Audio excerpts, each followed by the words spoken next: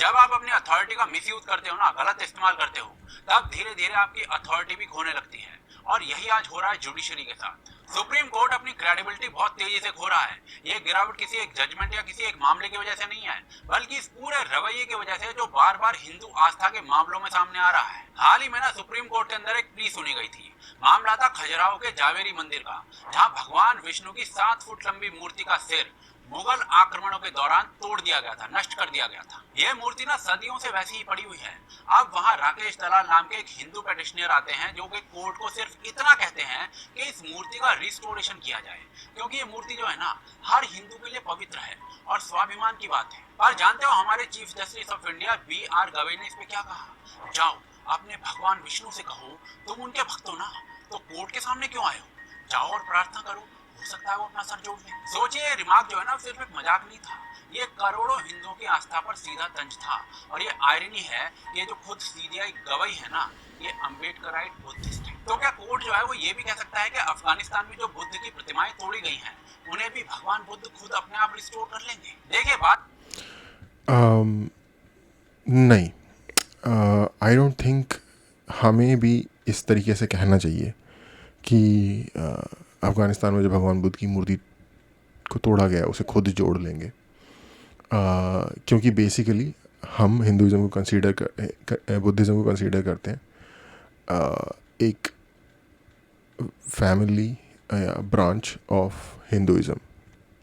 भगवान बुद्ध जो थे, सिद्धार्थ गौतम, वो हिंदू परिवार में पैदा हुए थे, राइट? तो अगर क्रिश्चियनिटी जुडाइज़म का हिस्सा हो सकता है, तो फिर उस हिसाब से बुद्धिज़्म भी हिंदुज़म का हिस्सा है, ठीक है? तो एक तो वो बात है। तो फ्रेंडली फायर खोलने की कोई ज़रूरत भी नहीं है, कोई मोरल ग्राउंड भी नहीं है उस चीज़ का। बड़ी क्लीशे सी बात है कि 2 wrongs don't make a right। तो क्लीशे वो इसलिए है क्योंकि वो सही है।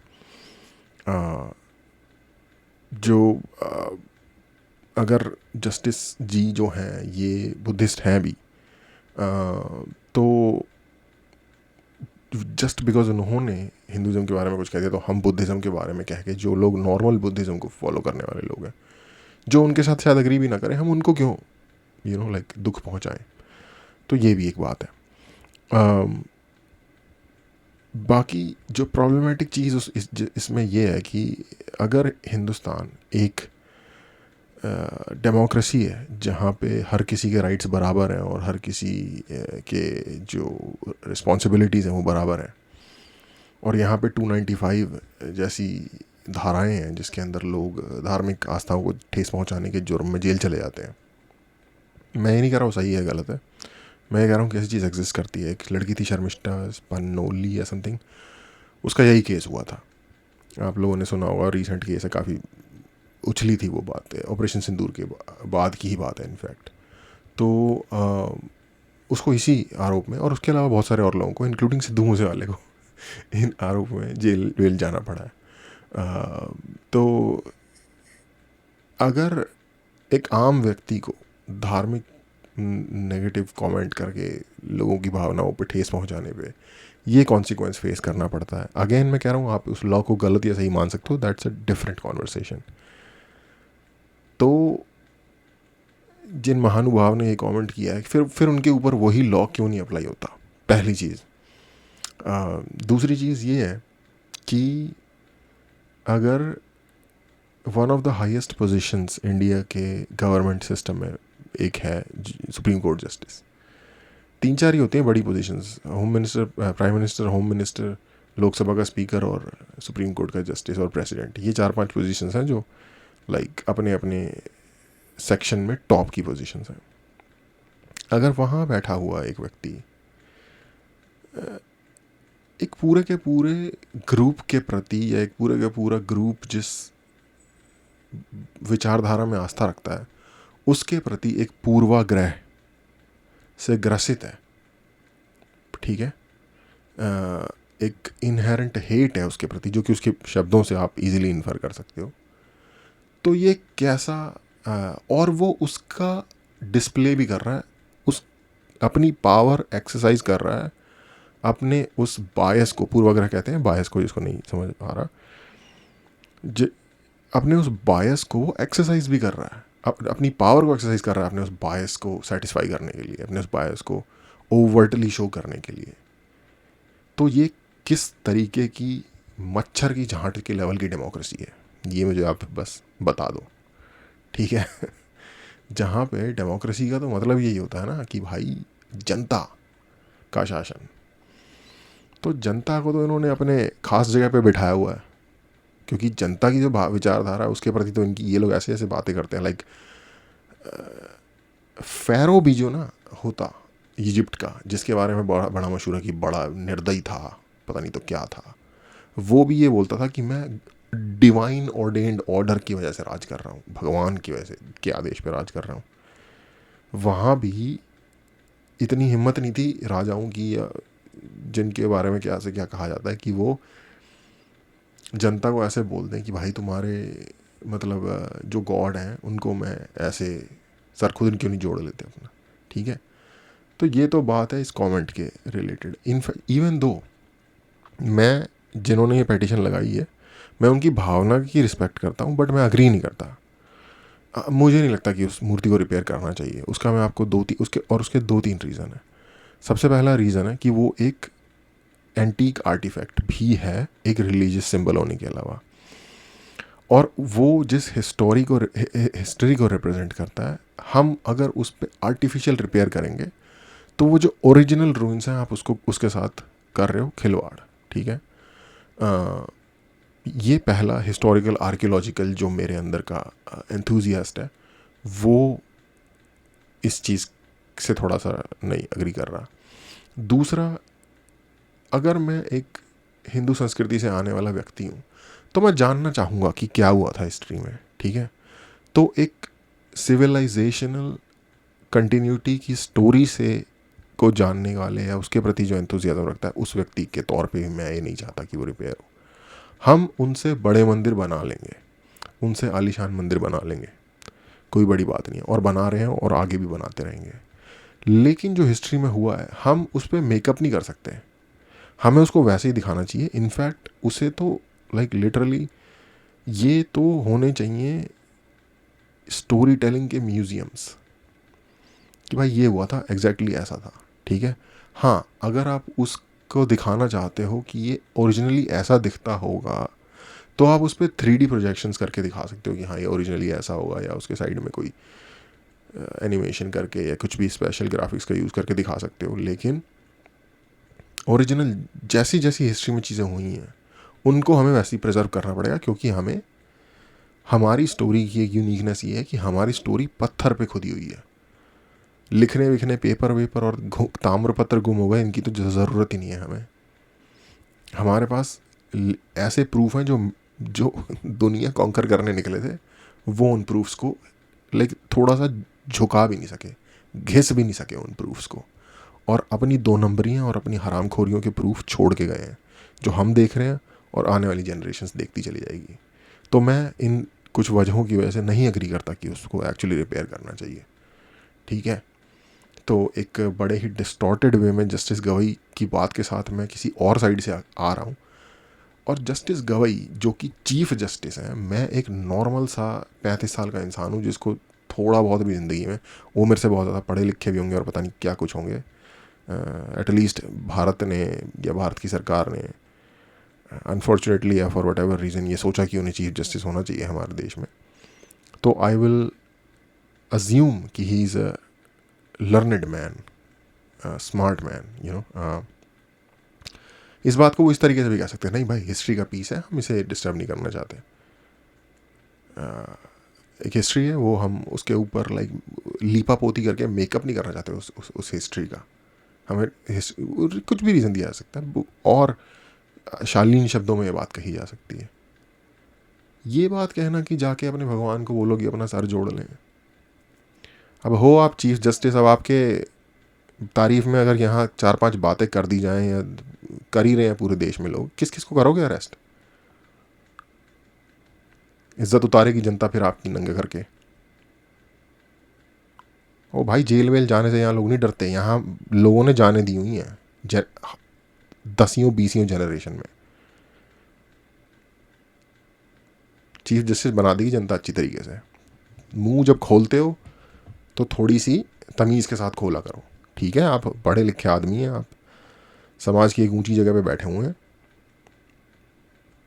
आज ना सीधी सी है, अपनी इज्जत का खुद अपने हाथ में ख्याल रखिए। सीजेआई कवि जो है ना वो बुद्धिस्ट हैं और अंबेडकर एडमायरर हैं। अंबेडकराई बुद्धिस्ट जो है ना अपनी 22 शब्दों में से पहली एक शपथ जो होते हैं वो ये कहते हैं कि मैं ब्रह्मा विष्णु और महेश में विश्वास नहीं रखूंगा और आपसे मानने के लिए कोई डिमांड नहीं कर रहा हाँ तो ना रखो ना बे, बकचोदी क्यों कर रहा है?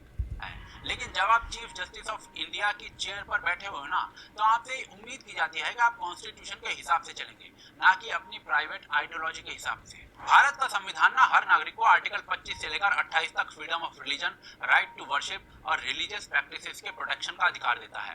कोर्ट का काम है उन अधिकारों की रक्षा करना। सही दिखाया, पीछे नुपुर शर्मा की फोटो लगाई थी। नुपुर शर्मा में तुम ही लोगों ने चलाया ना केस,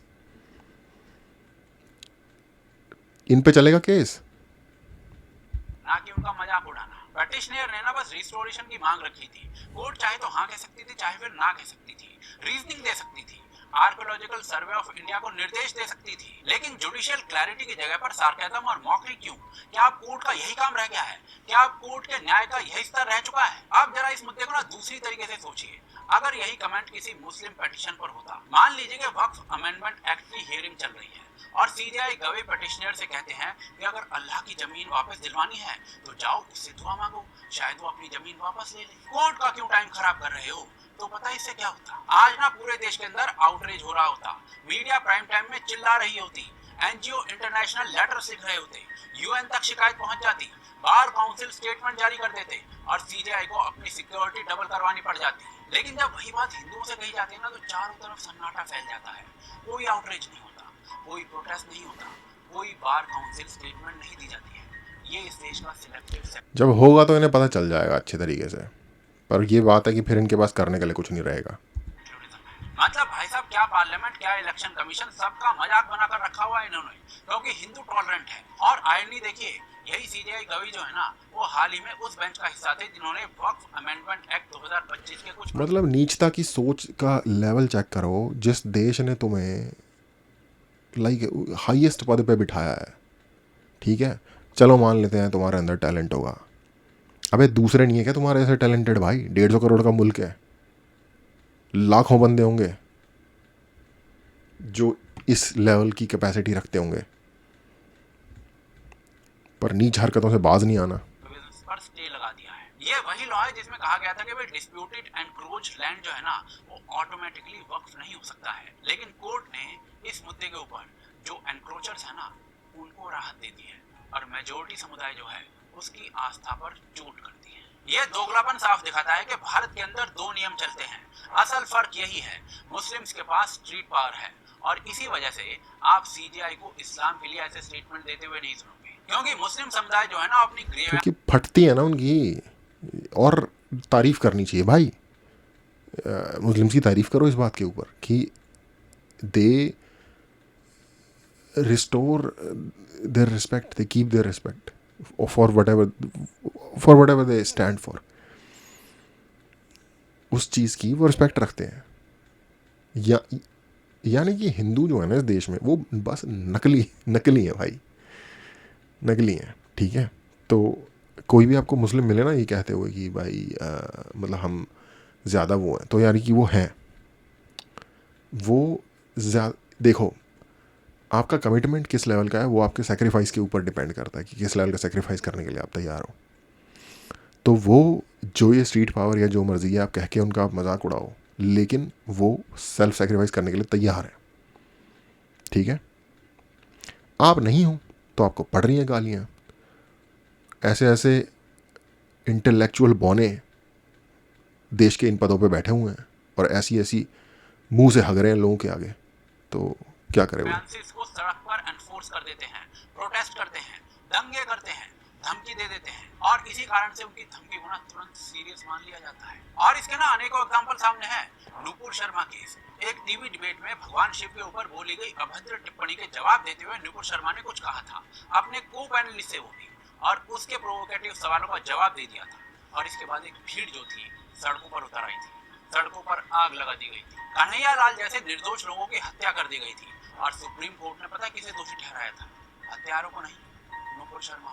सुप्रीम कोर्ट के जज ने कहा था कि नुपुर शर्मा की खुली जुबान के कारण पूरे देश में आग लग गई है। दूसरी तरफ कन्हैया लाल के जो हत्यारे हैं ना वो आराम से घूम रहे हैं, पर कोर्ट की औकात नहीं हुई कि कन्हैया लाल को न्याय दिला सके। लेकिन मुस्लिम समुदाय के ऑपोजिट, जब हिंदू अपनी ग्रीवेंसेस, भारत की जुडिशरी एक ऐसी गटर है जो टक्कर देता है भारत में बहते हुए गंदे नालों और गटर को।